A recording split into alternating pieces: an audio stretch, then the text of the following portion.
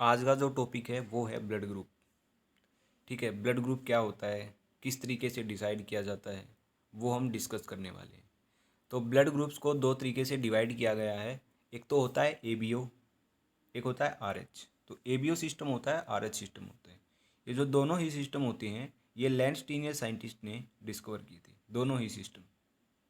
ठीक है, ये आपको याद रखने की ज़रूरत है, एमसीक्यू के अंदर आपसे पूछा जाएगा।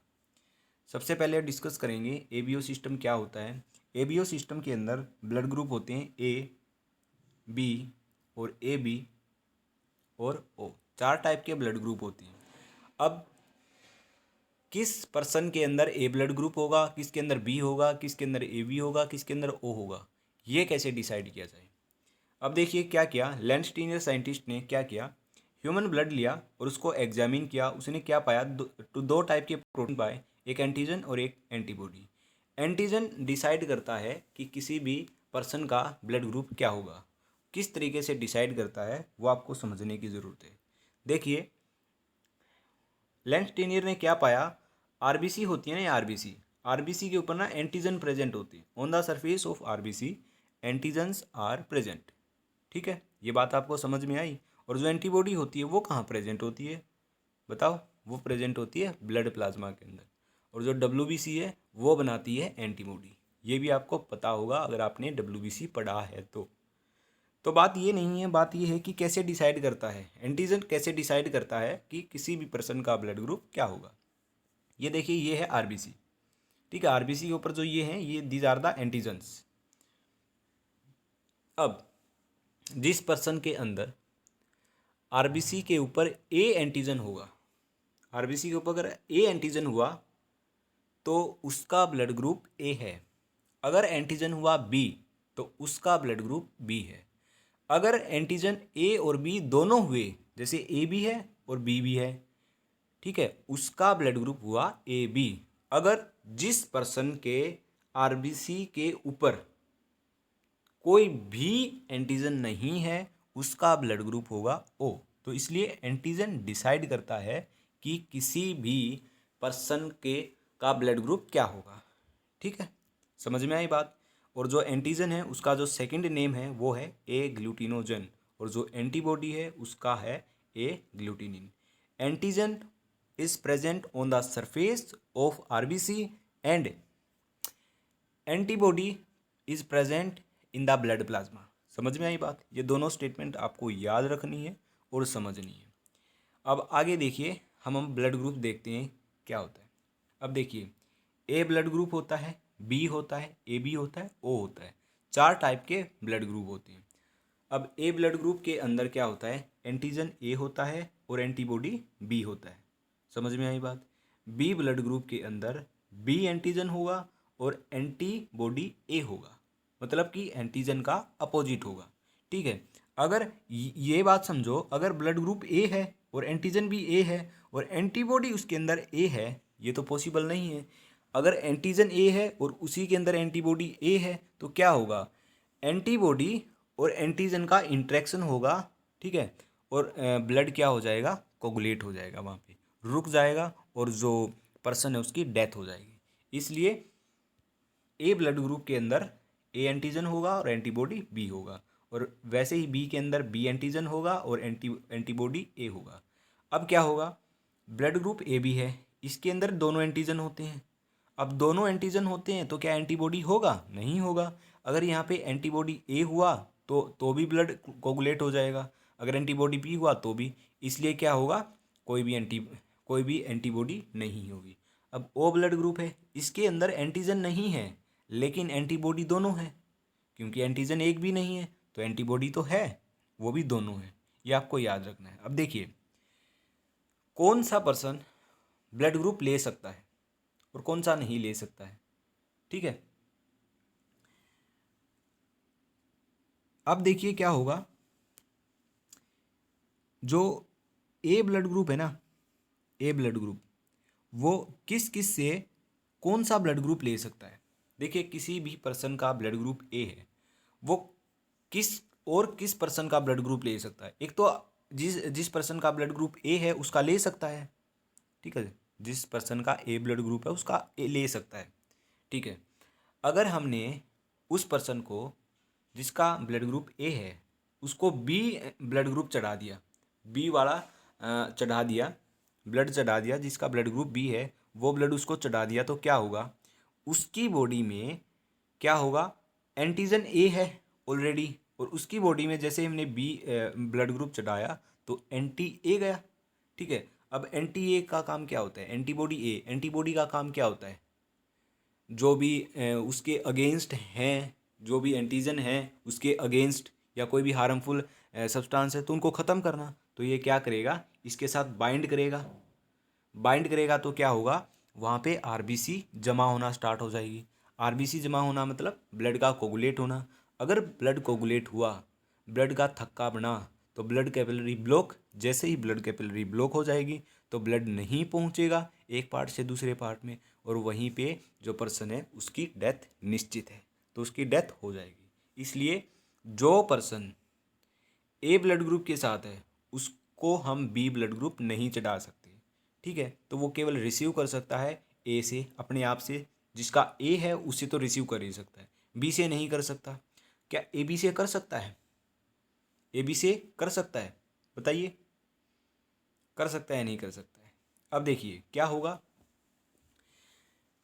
यहाँ पे ए बी के अंदर क्या होगा, यहाँ पे ऑलरेडी एंटी बी बैठा हुआ है।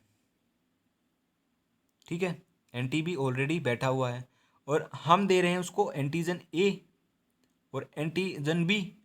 तो एंटीजन जो बी है और एंटीबॉडी बी है, इन दोनों में क्या हो जाएगी, लड़ाई हो जाएगी। मतलब क्या करेगा, जो ये एंटी बी है ये एक मिसाइल लॉन्च कर देगा जो कि एंटीबॉडी बी को जाके लगेगी। ठीक है। अब ब्लड के अंदर ब्लड कोगुलेट हो जाएगा और क्या हो जाएगी, पर्सन की डेथ हो जाएगी। तो इसलिए हम नहीं दे सकते। तो जिस भी ब्लड ग्रुप ए है वो केवल ए से रिसीव कर सकता है, और जिसका ओ है उससे रिसीव कर सकता है, और जिसका बी है वो केवल बी और ओ से रिसीव कर सकता है, जिसका ए बी है वो सबसे रिसीव कर सकता है। ये होता है यूनिवर्सल रेसिपिएंट। ठीक है, यूनिवर्सल रेसिपिएंट होता है जो कि सबसे रिसीव कर सकता है। समझ में ये बात। और जिसका ब्लड ग्रुप ओ है वो केवल ओ से ही रिसीव कर सकता है। ठीक है, वो केवल ओ से ही रिसीव कर सकता है, लेकिन ये दे सबको हो सकता है। तो ये यूनिवर्सल डोनर होता है। तो यूनिवर्सल डोनर ये होता है और यूनिवर्सल रेसिपिएंट ये होता है। क्यों दे सकता है ये सबको, ब्लड ग्रुप क्यों दे सकता है ये सबको, ले क्यों नहीं सकता, क्योंकि देखिए ओ ब्लड ग्रुप के अंदर ऑलरेडी एंटी ए और एंटी बी होता है, ये ले नहीं सकता लेकिन दे सकता है, क्योंकि इसके अंदर कोई भी एंटीजन नहीं होता है। हम केवल एंटीजन को पकड़ के चलेंगे तभी ये ब्लड ग्रुप टेबल याद होएगी हमको। ठीक है। अब ओ ब्लड ग्रुप में मैं इंजेक्ट करवाऊंगा किसी की बॉडी के अंदर, तो क्या होगा, उसकी ओ ब्लड ग्रुप के अंदर तो एंटीजन है ही नहीं। तो अब उसकी बॉडी में, जिसकी बॉडी में वो ब्लड ग्रुप इंजेक्ट करवाऊंगा तो उसकी बॉडी में या एंटी एंटी ए हो या एंटी बी हो, उससे कोई फ़र्क नहीं पड़ता, क्योंकि एंटीजन तो आ ही नहीं रहा। तो एंटीजन आ ही नहीं रहा तो क्या कर सकता है, ये सबको डोनेट कर सकता है, इसलिए ये यूनिवर्सल डोनर है। अब ये यूनिट क्यों है, क्यों ले सकता है ये, केवल ले इसलिए सकता है क्योंकि इसकी बॉडी के अंदर, क्योंकि इसकी बॉडी के अंदर कोई भी एंटीबॉडी है ही नहीं। अब या तो एंटीजन ए डालो या एंटीजन बी डालो इसकी बॉडी में, अब एंटीबॉडी तो है ही नहीं उसके अगेंस्ट, तो ये तो ले सकता है, कोई भी रिएक्शन वहाँ पे नहीं होगी, ब्लड कोगुलेट नहीं होगा, पर्सन की डेथ नहीं होगी। तो ये होता है यूनिवर्सल रेसिपिएंट, ये यूनिवर्सल रेसिपिएंट और ये होता है यूनिवर्सल डोनर। आई होप आपको ये समझ में आया होगा। ठीक है, आपको केवल एंटीजन देखना है और जिस ब्लड ग्रुप्स के अंदर एंटीबॉडी होती है उसको देखना है, सिर्फ आपको आसानी से समझ में आ जाएगा क्या होगा। ठीक है, आगे देखिए क्या होगा। अब ए ब्लड ग्रुप किस तरह होता है, अब देखिए बिल्कुल डिटेल में बता रहा हूँ मैं। अब देखिए ये मैंने बताया था, मैंने क्या बताया था कि ये आरबीसी है, इसके ऊपर एंटीजन होते हैं। अगर यहाँ पे ए एंटीजन हुआ तो A blood group, B antigen हुआ तो B blood group, A B हुआ तो ए और बी दोनों एंटीजन हुए तो ए बी, कोई भी एंटीजन नहीं है तो ओ ब्लड ग्रुप। अब वो कैसे होता है वो भी जान लो कि ये जो ए एंटीजन है ये कैसे होता है। अब और डिटेल बता रहा हूँ मैं, आरबीसी के ऊपर एच एंटीजन और ग्लैक्टोजामाइन, ये शुगर अगर मिले ना तो उसको बोल देंगे एंटीजन ए। अगर एंटीजन ए हुआ तो ब्लड ग्रुप भी क्या होगा, ए होगा। वहीं पे एच एंटीजन ग्लैक्टोज हुआ, एच एंटीजन के साथ ये शुगर मिली तो उसको बोलेंगे एंटीजन बी, और फिर एंटीजन बी है तो ब्लड ग्रुप क्या हो जाएगा, बी। अगर एच एंटीजन के साथ ग्लैक्टोजामाइन और ग्लैक्टोज दोनों टाइप की शुगर मिली जो कि ए और बी के अंदर थी तो एंटीजन ए बी बोलेंगे। अगर एंटीजन ए बी है तो जो ब्लड ग्रुप है वो क्या है, वो ए बी है। अगर एच एंटीजन के साथ कोई भी शुगर नहीं मिली, नो शुगर, ना तो ग्लैक्टोजामाइन है और ना ही ग्लैक्टोज है, तो क्या होगा, वहाँ पे उसको हम नील बोलेंगे, मतलब कि ओ ब्लड ग्रुप। नील मतलब कोई भी एंटीजन नहीं है तो उसको बोलेंगे ओ ब्लड ग्रुप। ठीक है। अब क्या हुआ, ये 4 ब्लड डिस्कवर हो चुके थे। उसके बाद बॉम्बे के अंदर एक डॉक्टर है, डॉक्टर भिंडे, उसने देखा कि कोई भी एंटीजन नहीं है और कोई भी शुगर नहीं है, ना कोई एंटीजन, मतलब कि एच एंटीजन भी नहीं है और शुगर भी नहीं है, और फिर ब्लड ग्रुप है वो ओ है। अगर कोई भी एंटीजन नहीं होगी तो ओ ब्लड ग्रुप। तो ये जो ब्लड ग्रुप है इसको बोला गया बॉम्बेज ब्लड ग्रुप, और जो ये डिस्कवर किया गया था ये डॉक्टर भिंडे के द्वारा डिस्कवर किया गया था। ठीक है। आपको एग्जाम के अंदर सिर्फ ये 4 लिखने हैं, लेकिन जो ये नीचे वाला बताया ये स्पेशल है, स्पेशल केस के अंदर आता है जो कि एमसीक्यू के अंदर पूछा जाएगा। बताओ बॉम्बेज ब्लड ग्रुप डिस्कवर किसने किया, तो बताएंगे डॉक्टर भिंडे ने। डॉक्टर भिंडे ने कौन सा ब्लड ग्रुप डिस्कवर किया, उसका नाम बताओ, वो होगा बॉम्बेज ब्लड ग्रुप। या फिर आपसे ये पूछा जाएगा कि बॉम्बेज ब्लड ग्रुप के अंदर क्या होता है, आपको एक ऑप्शन ये मिलेगा, दूसरा ऑप्शन ये मिलेगा, तीसरा ऑप्शन ये मिलेगा और फोर्थ ऑप्शन ये मिलेगा। तो आपको ये टिक करना है, ये सही है, ये टिक नहीं करना है बिल्कुल, ये तीनों गलत हो गए, तो ये सही है। ठीक है। ये था एबीओ सिस्टम। अब आ गया आरएच सिस्टम।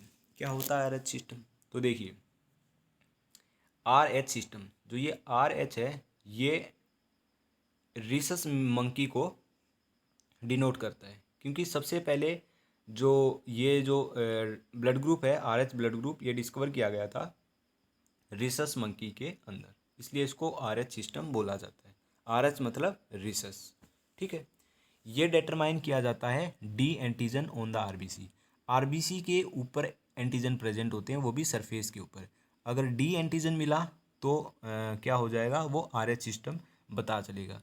और जो एबीओ सिस्टम थी वो एच एंटीजन की से डिटरमाइन किया जाता था। ये डिटरमाइन किया जाता है डी एंटीजन से, और वो जो एबीओ है वो एच एंटीजन से डिटरमाइन किया जाता था। ठीक है। R h factor coded by R gene, R gene से जो आर एच फैक्टर वो कोड किए जाएंगे। जैसे कैपिटल आर है तो आर एच पॉजिटिव, और कैपिटल आर स्मॉल आर है तो आर एच पॉजिटिव, तो दोनों स्मॉल आर हैं तो आर एच नेगेटिव है। जो ये ऊपर के दोनों हैं आर एच पॉजिटिव, ये 80% ह्यूमन पॉपुलेशन के अंदर पाए जाते हैं। जो आर एच नेगेटिव होता है वो बहुत ही रेयर मिलता है। ठीक है। अब देखिए किसी भी पर्सन का ब्लड ग्रुप एज्यूम करो बी पॉजिटिव है। अब जो ये जो बी है ना ये एबीओ सिस्टम से आया है, और जो ये पॉजिटिव आया है ना ये आरएच सिस्टम से आया है। पॉजिटिव और नेगेटिव किससे होता है, वो इससे होता है। ठीक है। अगर मैं बोलूँ कि किसी भी पर्सन का जो ब्लड ग्रुप है वो ए बी पॉजिटिव है, तो इसको मैं कैसे लिख सकता हूँ, उसके अंदर ए एंटीजन है, बी एंटीजन है और आर एच पॉजिटिव है वो। तो ये लिख सकता हूँ मैं बिल्कुल खोल के, अगर मैं लिखना चाहूँ तो ए एंटीजन है, बी एंटीजन है और आर एच पॉजिटिव है। समझ में आई बात। ठीक है। नेक्स्ट देखिए अब क्या होगा, मदर के अंदर अगर आर एच, मदर जो है मदर वो अगर आर एच नेगेटिव है, और जो फादर है वो अगर आर एच पॉजिटिव है। ठीक है। अब मदर और फादर ये बिल्कुल एग्जैक्ट इन्फॉर्मेशन आपको याद करनी है। मदर आर एच नेगेटिव होना ज़रूरी है, और जो फादर है वो आर एच पॉजिटिव होना चाहिए। ठीक है।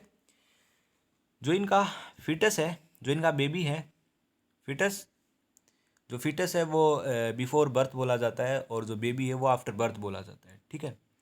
अब क्या होगा, फर्स्ट प्रेगनेंसी के अंदर क्या होगा, इनका फिटस है ना जो, वो होएगा are h positive. Mother R H negative हुआ या आर एच पॉजिटिव हुआ, तो इनका जो फिटस है वो होगा आर एच पॉजिटिव। ठीक है। RH पॉजिटिव है, ये बर्थ हो जाएगी, कोई भी कॉम्प्लिकेशन नहीं होगी। अब होगा क्या, जैसे ही प्रेगनेंसी पूरी हुई, बच्चे का जन्म हो रहा है, ठीक है, बेबी बाहर आया, क्या किया, डॉक्टर्स ने प्लासेंटा को कट किया। जैसे ही डॉक्टर प्लासेंटा को कट करते हैं, जैसे ही कट करते हैं, जो फीटस का जो ब्लड है ना, फीटस का ब्लड है, वो मदर के ब्लड से कांटेक्ट में आता है। ये तो RH पॉजिटिव है। अब क्या है, ये तो RH पॉजिटिव है, लेकिन ये RH नेगेटिव है। अब RH positive blood RH negative blood के कांटेक्ट में आया तो क्या होगा, जो मदर के अंदर जो ब्लड है उसके अंदर वो समझ जाएगा कि कोई, तो बॉडी रिकॉग्नाइज कर लेगी, तो बॉडी पता चलेगा RH पॉजिटिव आया है, इसके खिलाफ एंटीबॉडी बनाएगी, तो मदर की बॉडी के अंदर एंटीबॉडी बनना स्टार्ट हो जाएगी। ठीक है, जैसे ही बेबी की डिलीवरी हुई, डॉक्टर्स ने प्लासेंटा को कट किया, कट करते ही थोड़ा सा ब्लड, फीटस का स्मॉल अमाउंट में ब्लड कांटेक्ट में आया मदर के साथ। जैसे ही कांटेक्ट में आता है तो बॉडी रिकॉग्नाइज कर लेती है कि भैया कोई भी फॉरेन चीज़ आ गई है, उसके खिलाफ एंटीबॉडी बनानी है। तो बॉडी रिकॉग्नाइज कर लेती है कि RH पॉजिटिव है, उसके खिलाफ एंटीबॉडी बनाएगी। ठीक है, तो उसके खिलाफ RH एंटीबॉडी बना देगी, मदर की जो बॉडी है वो RH एंटीबॉडी बना देगी। ठीक है, अब इस जो ये फर्स्ट प्रेगनेंसी के अंदर जो ये फीटस आया, जो ये बेबी है जिसकी बर्थ हुई, कोई भी कॉम्प्लिकेशन नहीं होगा, इसको कुछ नहीं होगा, क्योंकि ये तो बाहर आ गया। प्लासेंटा कट करते ही बॉडी ने क्या बनाना स्टार्ट कर दिया, RH एंटीबॉडी। अब क्या होगा, उसके अंदर वो जो RH एंटीबॉडी है वो बन रही है, लगातार बन रही हैं, पहले दिन बनी, दूसरे दिन बनी, ऐसे ही 1 साल तक बनी या कुछ भी बनी। 1 साल के बाद उसको फिर से सेकंड प्रेगनेंसी हुई। अब क्या होगा, सेकंड प्रेगनेंसी में क्या होगा, पहली प्रेगनेंसी में कोई कॉम्प्लिकेशन नहीं है, सेकंड प्रेगनेंसी के अंदर क्या होगा, ये देखिए, ये है सेकंड प्रेगनेंसी, जो मदर है वो तो RH नेगेटिव है, फादर RH पॉजिटिव है। सेकंड प्रेगनेंसी में क्या हुआ, सेकंड प्रेगनेंसी होने से पहले ही उसके शरीर के अंदर, मदर के शरीर के अंदर RH एंटीबॉडी है, पहले से ही हैं, जो इसको किल करेंगी। ठीक है, तो क्या होगा, जैसे ही फीटस, अब फीटस है, अब क्या होगा, फीटस जो है बर्थ से पहले RH जो एंटीबॉडी है वो प्लासेंटा के थ्रू फीटस के अंदर चली जाएंगी। फीटस के अंदर जाते ही वो क्या करेंगी, ब्लड को कोगुलेट कर देंगी। ब्लड जैसे ही कोगुलेट होगा तो क्या हो जाएगा, फीटल की तुरंत डेथ हो जाएगी। ठीक है, जो सेकंड प्रेगनेंसी है उसमें मरा हुआ बच्चा बाहर आता है। ठीक है, ये होता है इस केस के अंदर जो मैं भी आपको समझा रहा हूँ। तो क्या होगा, फिटल डेथ हो जाती है वहीं पे। क्यों हो जाएगी, क्योंकि मैंने समझाया। देखिए, फर्स्ट प्रेगनेंसी में जैसे ही डॉक्टर ने प्लासेंटा को कट किया, जो फीटस का जो ब्लड था RH पॉजिटिव वाला, वो मदर के कांटेक्ट में आया। ठीक है, फर्स्ट जो डिलीवरी हुई वो तो हो गई नॉर्मल, क्योंकि कांटेक्ट में आ गया। अब मदर की बॉडी, डिलीवरी के बाद मदर की बॉडी ने एंटीबॉडी बनाना स्टार्ट कर दिया। सेकंड प्रेगनेंसी तक वो एंटीबॉडी रहती है। ठीक है, शरीर के अंदर तो वो रहेंगी ही रहेंगी। अब सेकंड प्रेगनेंसी हुई, अब क्या हुआ, फिटस फिर से जन्म लिया। ठीक है, फिटस फिर से आया सेकंड प्रेगनेंसी के अंदर। अब क्या हुआ, प्लासेंटा के थ्रू ये एंटीबॉडी आ जा सकती है। ठीक है, अब ये प्लासेंटा के थ्रू गई फिटस के अंदर और वहाँ पे उसको किल कर देगी, क्योंकि यहाँ पे ब्लड क्लॉट हो जाएगा। कुछ नहीं होगा वहाँ पे। जैसे ब्लड क्लॉट हो गया तो क्या है, अल्टीमेटली डेथ ही होनी है। तो जो फिटस है उसकी डेथ हो जाएगी, और इस टर्म को हम बोलते हैं साइंटिफिकली एर्थ्रियोब्लास्टोसिस फिटलेसिस। ठीक है, तो साइंटिफिकली क्या बोलते हैं, एर्थ्रियोब्लास्टोसिस फिटलेसिस। ठीक है, ये केवल स्पेशल केस के अंदर होता है, केवल स्पेशल केस के अंदर होता है। क्यों, देखिए, मदर अगर RH पॉजिटिव हुई और फादर RH नेगेटिव हुआ, यहाँ पे तो मदर RH नेगेटिव और फादर RH पॉजिटिव। अगर इसका उल्टा इमेजिन करो, मदर RH पॉजिटिव है और फादर RH नेगेटिव है, तो ये केस होगा ही नहीं। फर्स्ट प्रेगनेंसी भी नॉर्मल होगी, सेकंड भी नॉर्मल होगी। लेकिन अगर मदर RH नेगेटिव है और फादर RH पॉजिटिव है, तो फर्स्ट प्रेगनेंसी नॉर्मल होगी, लेकिन सेकंड प्रेगनेंसी में एर्थ्रियोब्लास्टोसिस फिटलेसिस हो जाएगा, मतलब कि फिटल डेथ हो जाएगी। अब इससे कैसे बचा जाए। अब क्या होता है, बर्थ हुआ, बेबी आया बाहर, डॉक्टर्स ने प्लासेंटा को कट किया, ठीक है, ब्लड कांटेक्ट में आया बेबी का मदर के साथ, ठीक है, मदर की बॉडी के अंदर RH एंटीबॉडी बनना स्टार्ट हुई, ठीक है भैया, वो स्टार्ट हुई। अब क्या होगा, जैसे ही डिलीवरी हुई उसके बाद मदर को एक इंजेक्शन लगाया जाता है, मदर को एक इंजेक्शन लगाया जाता है, ठीक है, anti-RH एंटीबॉडी, इसका एक इंजेक्शन लगाया जाता है। अब क्या होगा, मदर के अंदर फर्स्ट प्रेगनेंसी के बाद मदर को anti-RH एंटीबॉडी का इंजेक्शन लगाया जाता है। अब ये क्या करेगा, जो मदर के अंदर एंटीबॉडी स्टार्ट हुई थी बनना, उनको ये ख़त्म कर देगा, ठीक है। अब वो हो गई ख़त्म। अब क्या होगा, सेकंड प्रेगनेंसी भी नॉर्मल होगी, ठीक है। तो ये इससे बचा जा सकता है। इससे फिर क्या होगा, एर्थ्रियोब्लास्टोसिस फिटलिसिस नहीं होगा। तो आपको, आई होप आपको अच्छे से समझ में आ गया होगा RH सिस्टम क्या होता है और RH सिस्टम के अंदर ड्यूरिंग प्रेगनेंसी क्या क्या इनकम्पेटिबिलिटी हो सकती है, ठीक है। ABO सिस्टम में क्या हो सकती थी वो मैंने आपको बताया कि अगर A blood group B blood group वाले पर्सन के अंदर डाल दिया जाए तो वहाँ पे ब्लड कोगुलेट होता है और उसकी डेथ हो जाती है।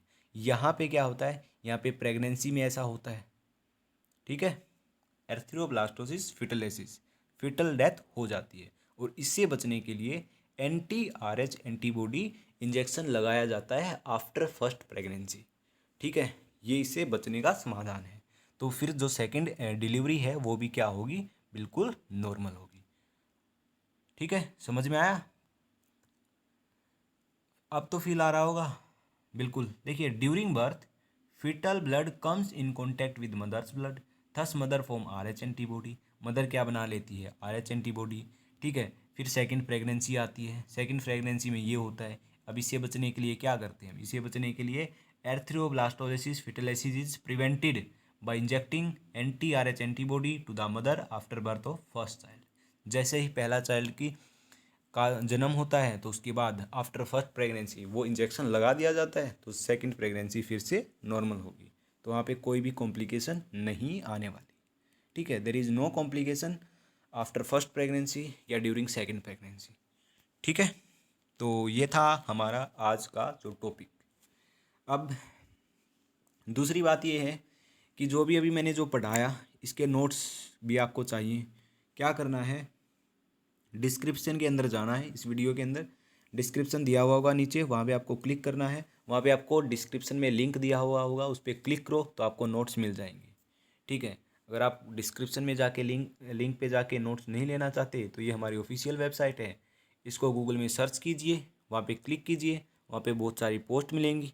अब जो ब्लड ग्रुप्स के नाम से एक पोस्ट मिलेगी, उस पर क्लिक कीजिए तो भी आपको नोट्स मिल जाएंगे, ठीक है। आज की वीडियो में बस इतना ही, तो मिलते हैं नेक्स्ट वीडियो में।